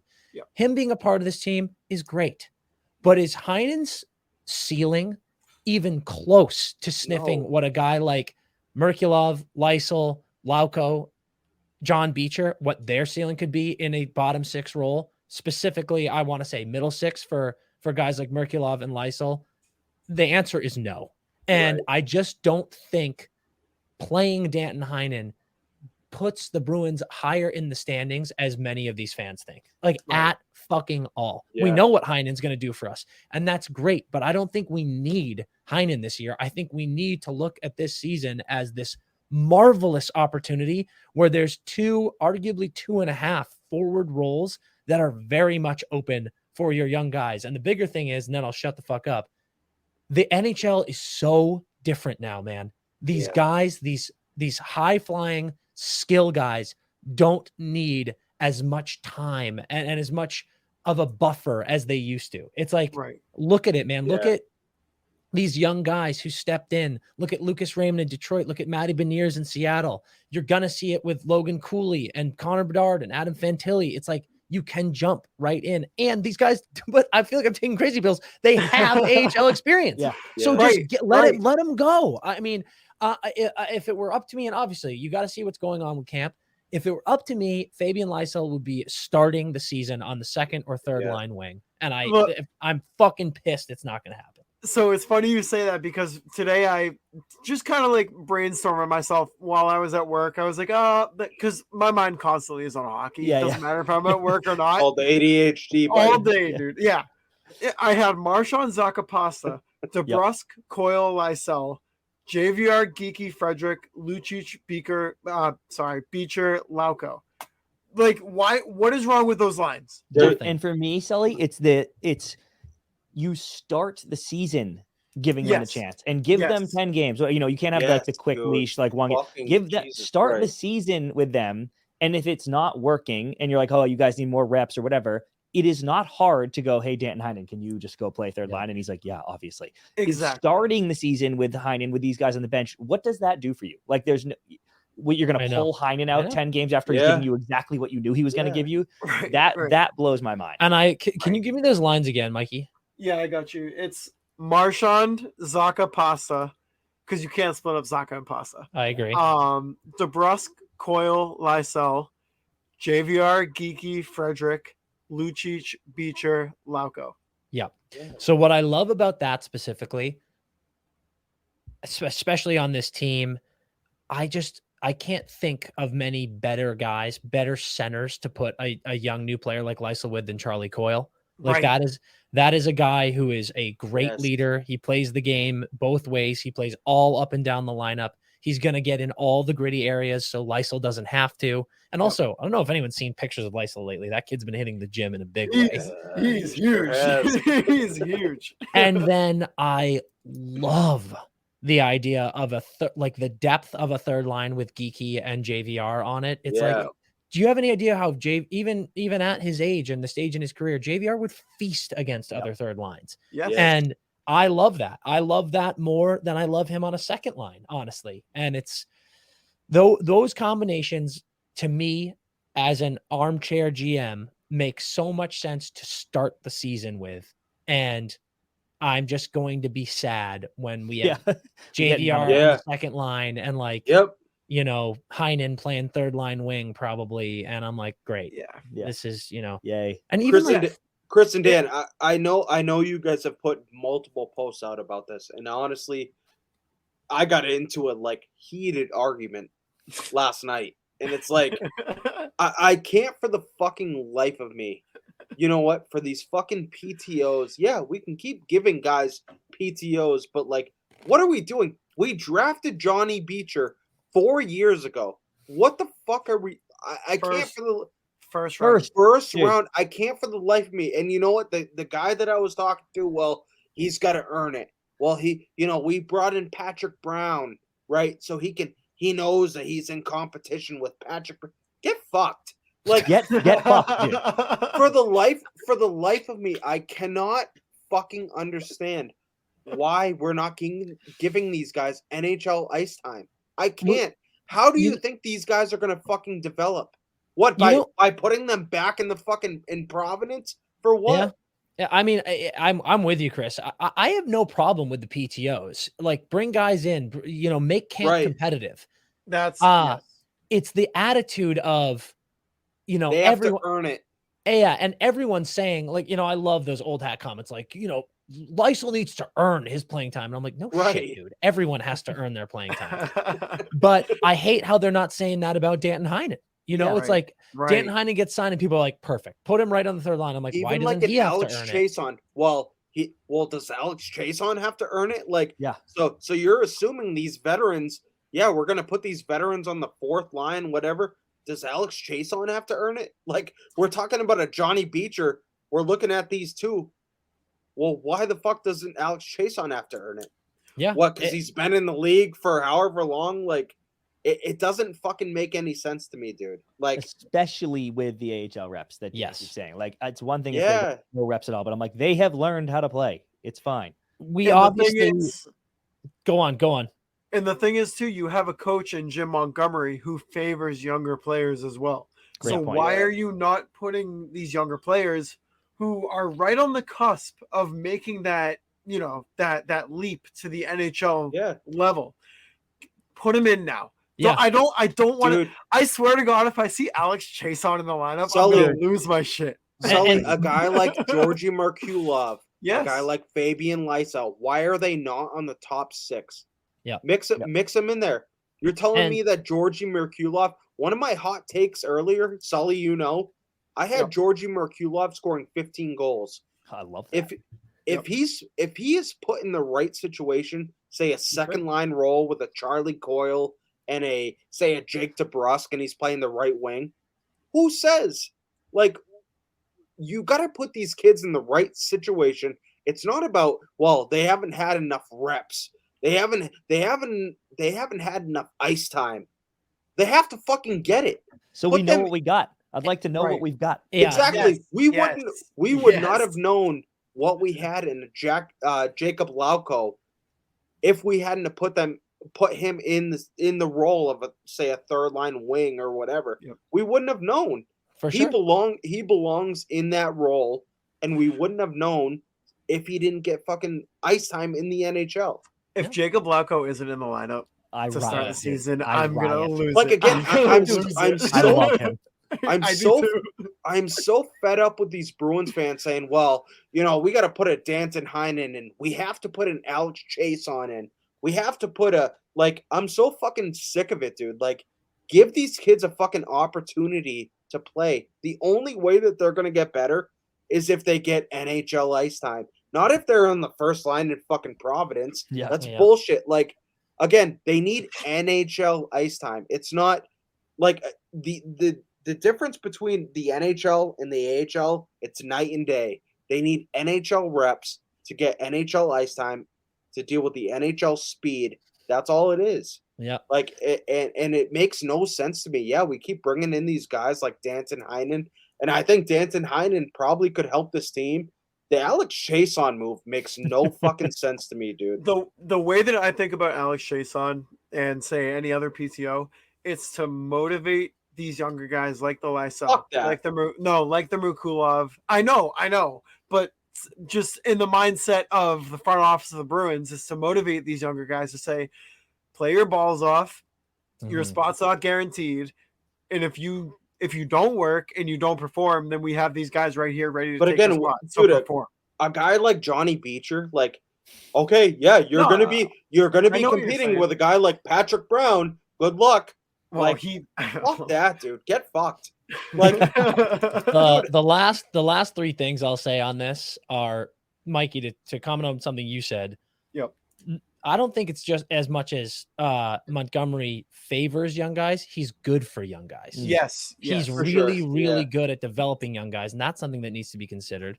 And then when you think about guys like Georgie and guys like Mark McLaughlin, the Bruins, who's kind of had a depleted prospect pool in a while, and we have no fucking draft picks. Yeah. These free agent signings like Georgie and Mark are really strong, and you have an opportunity to build up your prospect pool, but you got to play them to do that. Right. And then a name that we haven't mentioned that I think is top 2 or 3 for me is Mason Lohrei. That kid is an absolute freak.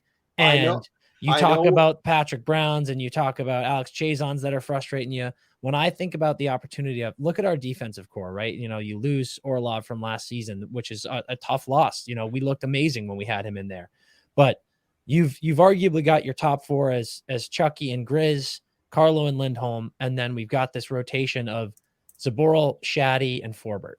And I love the Shaddy pickup. I love the JVR pickup and the Luch pickup as like these old, you know, vets on a 1-year deal who have some history with the New England area. That's great. But the opportunity to throw Lohrei in the mix there, I mean, I look at the chance. I love Grizz, but you put Mason Lohrei with Charlie McAvoy, and like I could see that as a D pairing for the next fucking 8 years. Just like they put Charlie with Z. Exactly. Yes. Just like that when he was popping. And I just, you know, again, I love Grizz, but everyone's like, you know, who are you bouncing for Lohrei? And I'm like, I could name 3. Yeah. I could name 3 of that group. I would be plenty happy to, because if you look at Lohrai's game and how he played at Ohio State, if you don't think that he can keep up and be wildly benefited by playing with a top 5 defenseman in the league than Charlie McAvoy, you don't understand the game.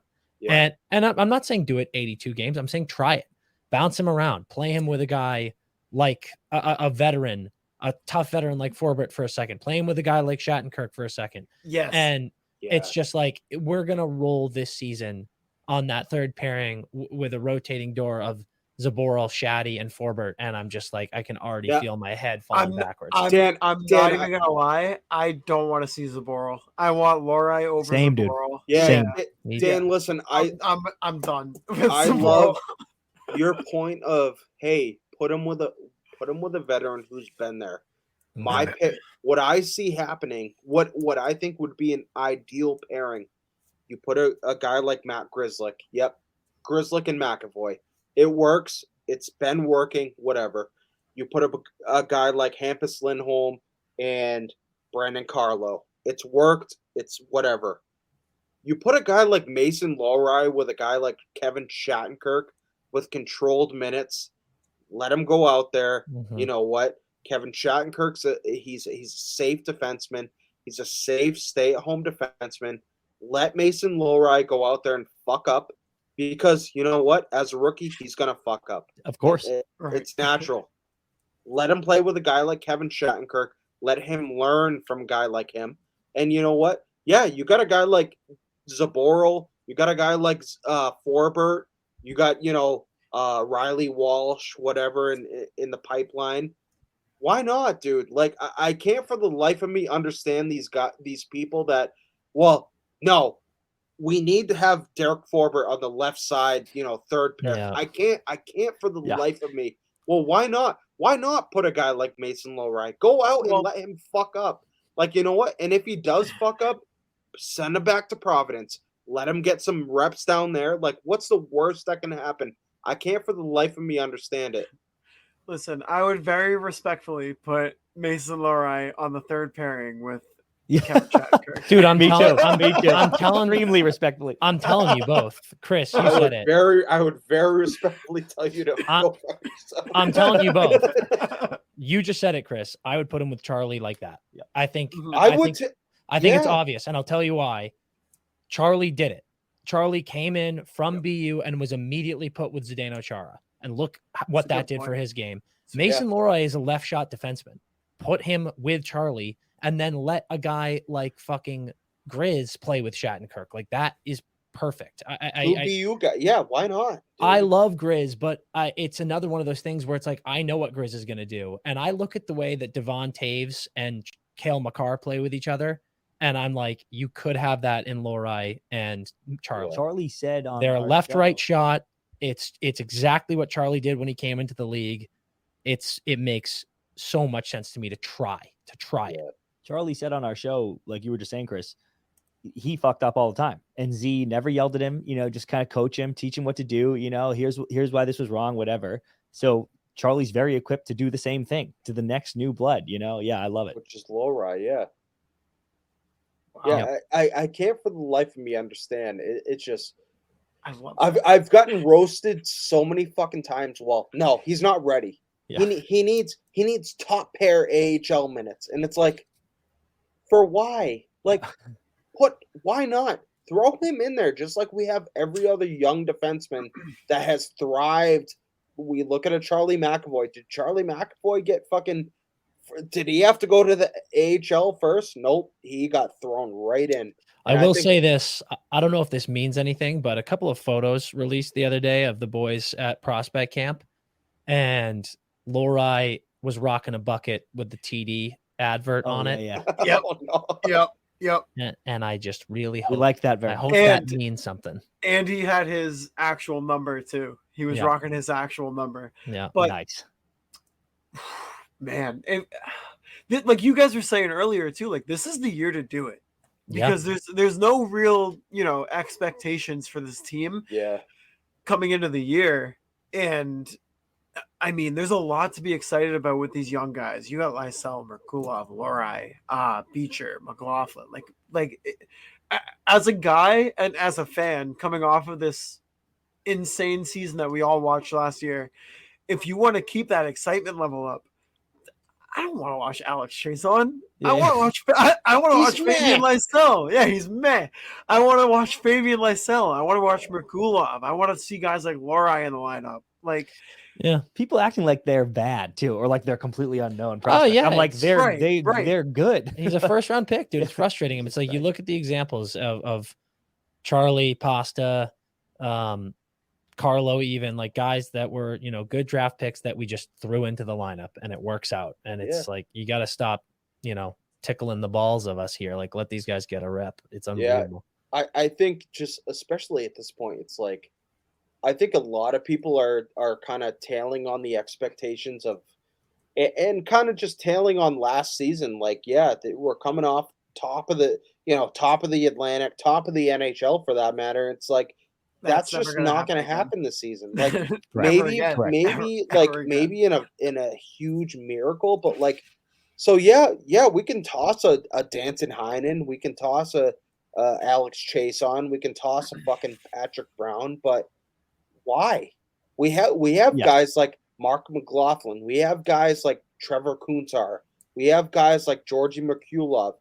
Why? What do you think these younger guys are going to learn from these guys? They're disgruntled to be here. You listen to a guy like Alex Chason, he doesn't want to fucking be here.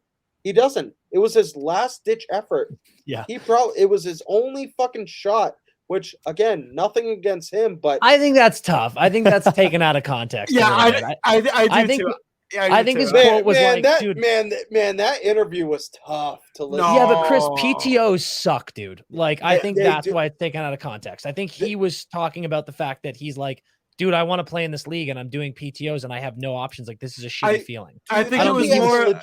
I think it was more along the lines of like frustration. Like I just want to. I just want stability. That's all I want. Do you think he has a legitimate shot though of making this team, or would you rather a guy like say a not a Lysell, because he's not going to be playing on the fourth line, but like a McLaughlin?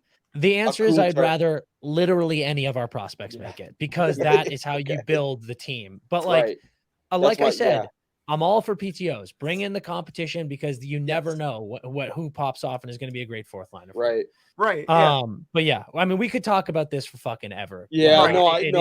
It is nice that we're on the same page. I was gonna say, if you guys wanted to jump into this, so I obviously with your podcast, you guys are all into the blind rankings, the top fives of things. Yeah. Love it, dude. So I had one drawn up right here.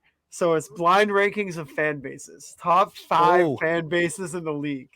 So no order, obviously, in particular, but we'll start off this blind rankings with Philly. Wait, hold on. Are all 4 of us doing this together, or is this just for us? Chris, you want to join in on it? Because I already know all 5, so I kind of already know. Yeah. So that's fair. Chris, you Yeah. get in with us. Yeah, Yeah, you three. And it's like, is it their passion? I guess it encompasses everything. Yeah. Even if Yeah. they're shitheads, if they're passionate, maybe that's a perk. Okay, yeah. Yeah, Yes, all right, we're ready. encompasses everything. Yeah. Yep. All right, so we'll start with Philly. I fucking knew they were going to be on this list. I'm gonna say 4.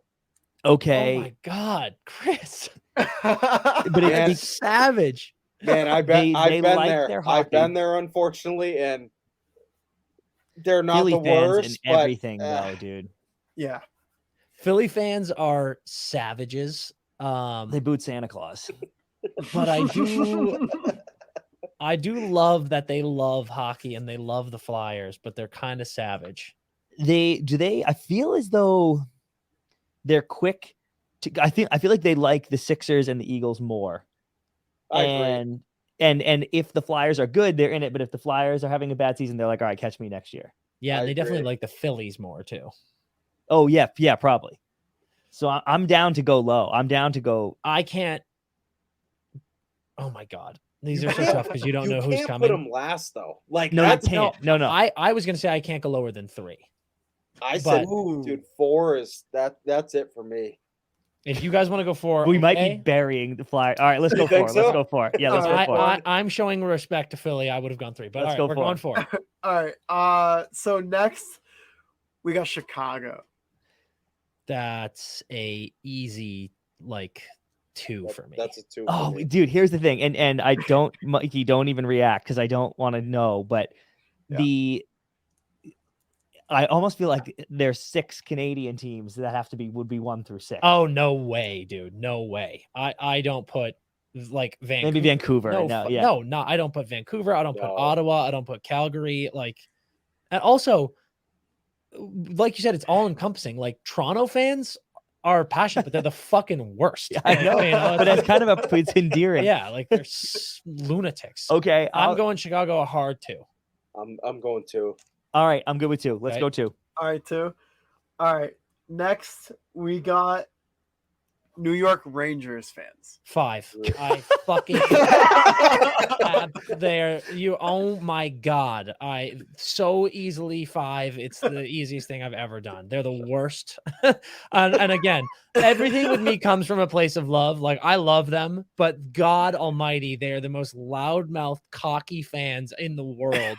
They haven't fucking sniffed alloy since '94. Get fucked. I will. Hey, Sully, we gotta tag Johnny in this. Yeah. And Johnny would be the first to know I was coming with a 5 there. I will say, dude, or at least I think you might actually pick them, but I picked Devils in 7 last year, round 1, and got fucking lit up by the comments. Oh my God, the fucking Rangers disrespect, and then Devils in 7, obviously. Yeah. And I was like, grow up, dude. I'm good with 5. I think be so honest. too, dude. Obnoxious, Yeah, I'm obnoxious very- people.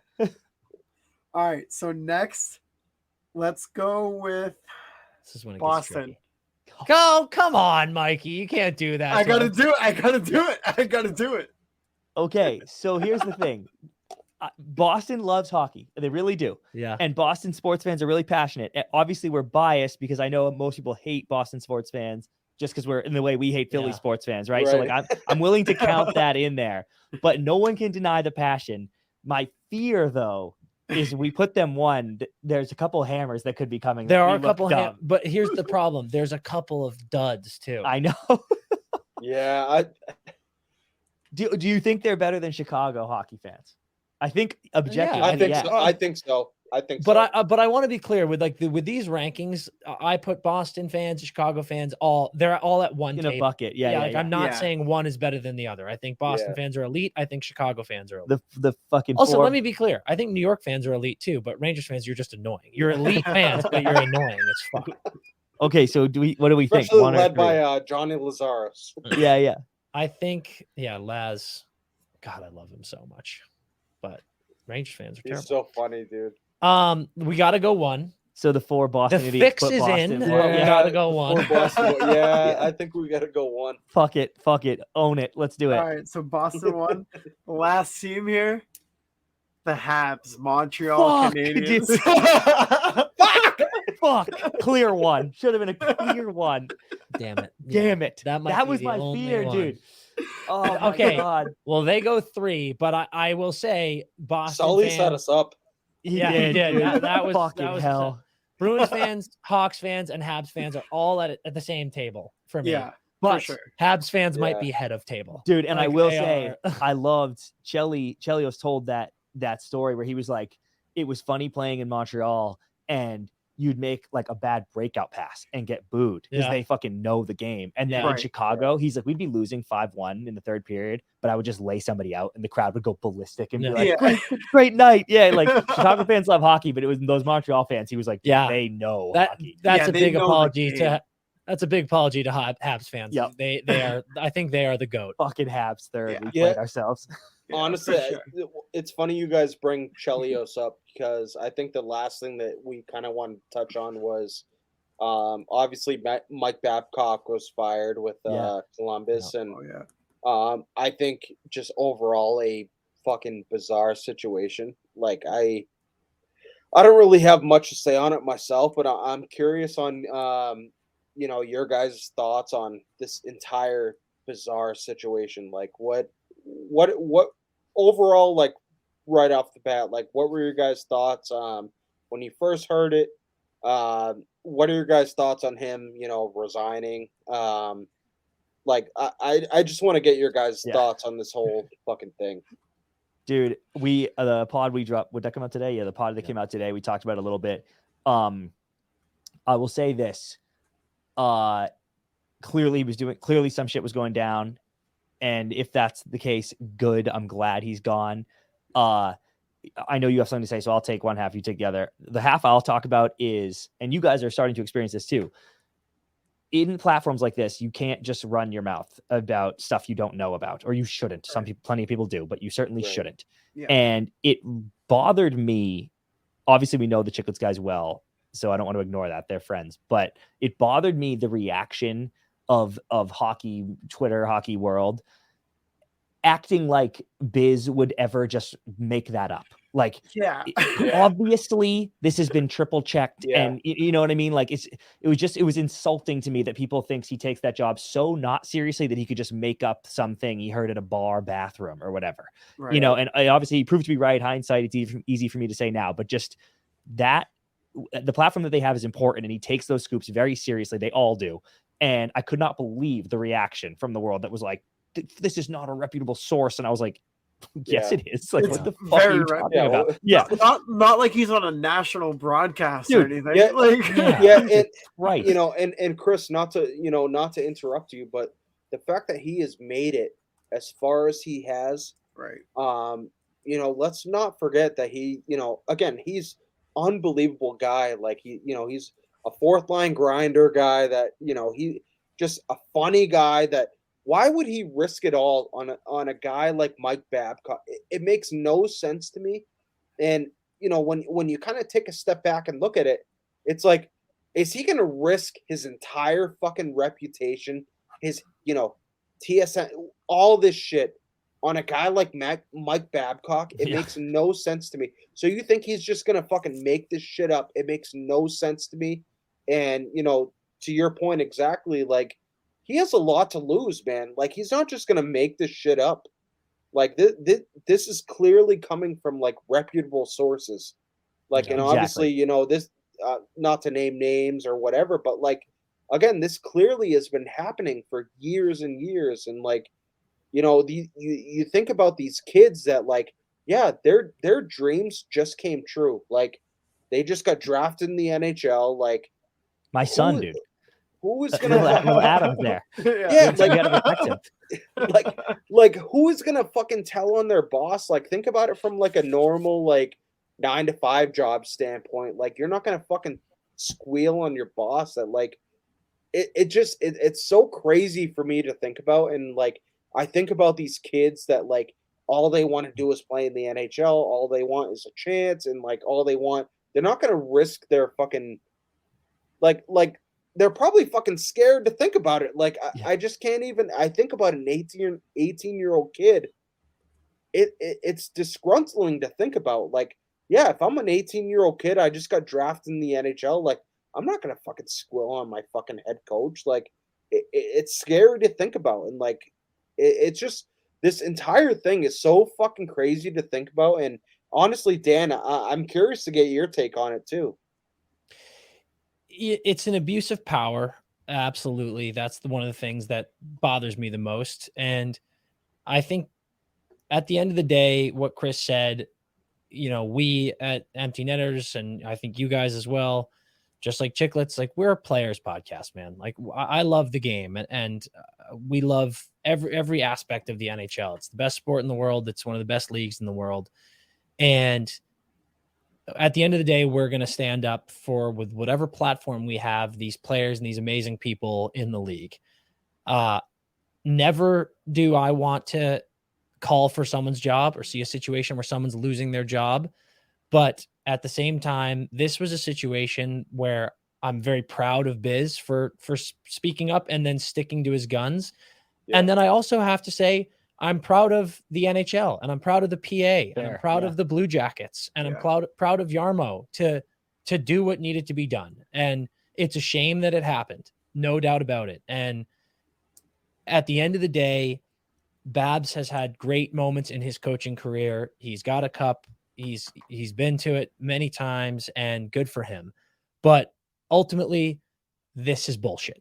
It's fucking stupid. It doesn't build any sort of team camaraderie. It doesn't help your players develop.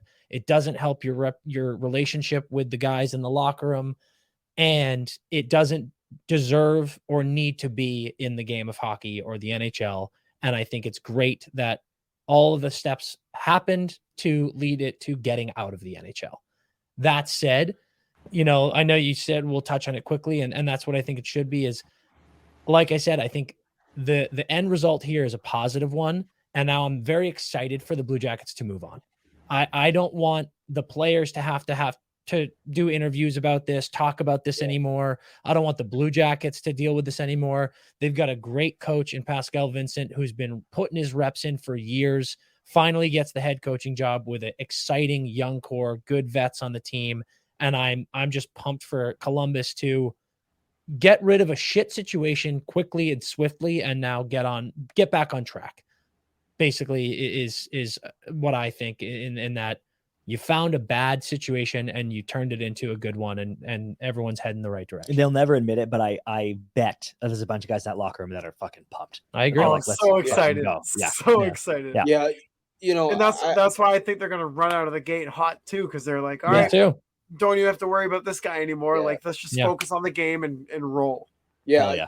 I hope not only for the Blue Jackets organization, but I think just the NHL as a whole. It's a learning experience. It's these guys that are older, and just these old ways of thinking. It just, obviously we're seeing the NHL move in a new direction. I think it's a good thing overall. Like, I think overall Jarmo Kekalainen, I think the entire process played out the way it should have. And obviously, with him stepping down, I think obviously it's like a bold take, and I don't think he should ever get another job, in the NHL again. No, he won't. And I really hope for these kids, and obviously it's a shitty situation for them to be in. But overall, it worked out the way it should have. The process played out the way it should have. And he ultimately, is where he should be. Yeah. And dude, the last thing is, I hope this is a lesson and a opportunity of momentum for the rest of the teams in the NHL. Give new guys a shot in the head coaching role. Yeah, I mean, absolutely, for the love of fucking God. Yeah. It's like, you look at Bednar, you look at Hackstall, you look at Monty. It's like, absolutely, dude. Trust some of these young dudes, man. Give them a chance and give guys a first chance. I mean, look at Cassidy. He's not necessarily a younger guy, but he got his first shot at the head coaching role. And I think he was in Washington, and then he wound up in Boston and did great things in Boston. Then he goes to Vegas and immediately wins a cup. It's like, give new guys a shot at head coaching roles. Stop hiring all these dinosaurs. You don't need to hire a fucking dinosaur because it feels like the safe bet. And I hope this is another example of like, try it, give them a chance. And not only that too, but I hope it's a wake up call to all the older coaches in the league too. Like, this stuff is just not tolerated Oh, anymore. cut the shit out. Agreed. Yeah. Be a Agreed. player's coach. It's just the age we're in now. No more bullshit. No more dogging guys or digging into their lives. Like For it's just sure. not. It's not cool. It's just not the way it works anymore. So No. yeah, fucking- hopefully that's a wake up It's call. fucking creepy. Yeah. It's not Yeah, tolerated. there you go. There you go. Let's call Also, it for dude, what it is. Chris, It's fucking creepy. if I were on that team and Babs grabbed my phone, I would be like, "Are you sure you want to do this, dude? Yeah. You want to Right. look through my fucking photo album? This is gonna be I a was- disaster for you." Dude, I was telling Sully I'd Nightmares. have made sure I'd have had a fucking hog pick Yeah. right Yeah. on the fucking first pick available. And that would have been the Exactly. last It's my- time it's my that he fucking background, looked dude. at my phone. Don't Yeah. even need to go through the Yeah. fucking camera roll, pal. It's right here. Yeah, it's my lock screen. Yeah. Do you guys have anything else for us before we wrap this up? No, dude, I think honestly, that's for me especially, like, I can't thank you guys enough for taking the time. And I know you guys are busy guys, and especially New England guys. Like, I can't thank you enough for taking the time to fucking join us, dude. It's unreal. Yeah, No, man. dude. Guys, it was so much fun. Yeah. Just kind of just going around the horn, shooting the shit about the NHL. It's awesome, and like Chris said too, we can't thank you guys enough for giving us the time and coming on our pod too to just kind of just talk NHL, dude. It's awesome. Yeah, like we're kind of relatively new to the scene, but I mean, we love doing it and meeting guys like you two, meeting guys like, we've had on the pod, like Kuntar, McLaughlin, guys like that. It's just fun. It's an experience. And it's something that we love and are passionate about outside of our actual jobs in real life, I guess you could say. But, I mean, it's awesome that you guys came on and were willing to talk to us. So we're forever thankful. I had an absolute blast. Yeah, That was amazing. truly, Let's do it guys. again. Yeah. We gotta get some like mid-season bets going or something. So absolutely.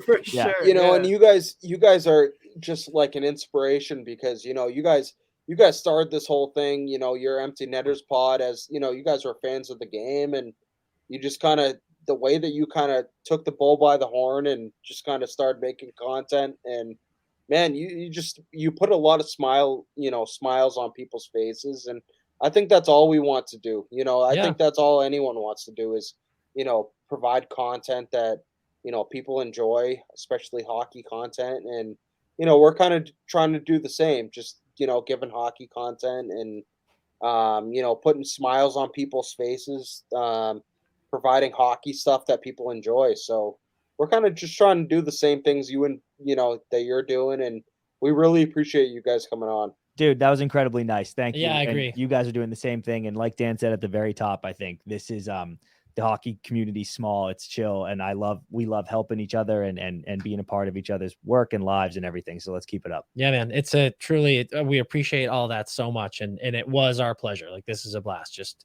chatting the game we love. We'll do it more, and we'll be in Boston soon, so we'll have to get together and gas a beer. Hell yeah. Yeah, Yeah, for for sure. For sure, man. Well, guys, that is episode 13 of Drop the Mitts Hockey Podcast, joined by Dan and Chris Powers of Empty Netters Podcast. Guys, we can't thank you enough for being on.